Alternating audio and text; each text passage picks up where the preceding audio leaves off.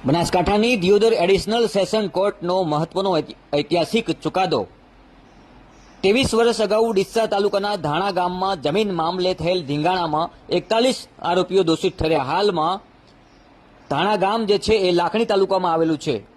23 વર્ષ અગાઉ જમીન મામલે બે જૂથ વચ્ચે મારામારી થતા બે વ્યક્તિના મોત નીપજ્યા હતા। દિયોદર એડિશનલ સેશન કોર્ટમાં કેસ ચાલતા કોર્ટે બંને પક્ષના 41 જેટલા આરોપીઓને આ જીવન કેદ ફટકારી છે।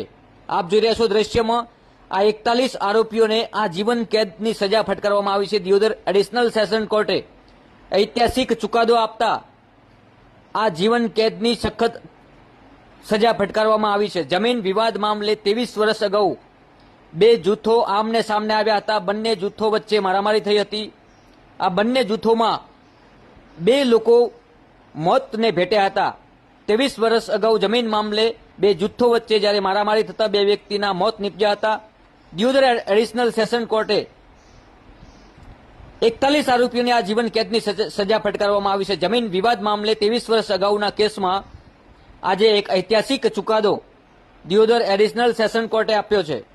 23 વર્ષ અગાઉ આગથલા પોલીસ મથકે સામસામે બંને પક્ષે ફરિયાદ નોંધાવી હતી। મારામારીના બંને પક્ષમાંથી બે વ્યક્તિના મોત નીપજ્યા હતા। આખરે 23 વર્ષે આ ચુકાદો આવ્યો છે। દિયોદર એડિશનલ સેશન કોર્ટે તમામ આરોપીઓને દોષિત ઠેરવી આ જીવન કેદની સજા ફટકારવામાં આવી છે। આપ જોઈ રહ્યા છો દ્રશ્યમાં આ એ જ 41 જેટલા ટોટલ આરોપીઓને આ જીવન કેદની સજા ફટકારવામાં આવી છે। કેટલીક ચર્ચા વિચારણાઓ બાદ 23 વર્ષે આખરે આ એક દિયોદર એડિશનલ સેશન કોર્ટે મહત્વનો અને ઐતિહાસિક ચુકાદો આપ્યો છે। ગુજરાતના ઇતિહાસમાં કહી શકાય તો પણ ચાલે। લાખણી તાલુકાના ધાણા ગામે જમીન મામલે આ ધીંગાણું થયું હતું અને ધીંગાણામાં બે લોકોના મોત નીપજ્યા હતા। જમીનનો વિવાદ કેટલાય પરિવારોને આજે